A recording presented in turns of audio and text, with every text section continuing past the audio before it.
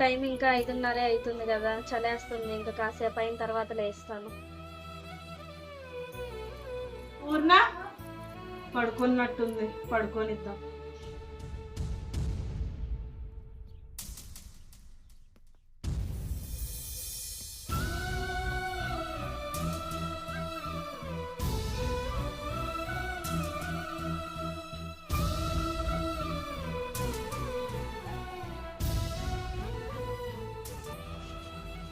అమ్మో, అప్పుడే 9 అవుతుందా?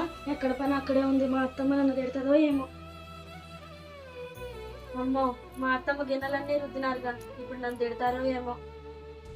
ఆ పూర్ణ, లేచినావానే? ఇంట్లో పని మొత్తం చేసినానే. వెళ్ళి మొహం కడుక్కొని టిఫిన్ చేయి. మీకే చేదు కాదు కదా అత్తమ్మ, నన్ను లేపితే నేను అంతా చేసేదానిగా పని. ఇంట్లో పనులు ఎప్పుడు నువ్వే చేస్తావు కదనే. అదే కాకుండా అందరు బాగోగులు నువ్వే చూసుకుంటావు. అందుకే ఈ రోజు నేను పని అంతా చేసిన. మీలాగా అర్థం చేసుకునే అత్తమ్మ ఉంటే ఏ అత్తకి కోడలికి గొడవలే కావత్తమ్మ.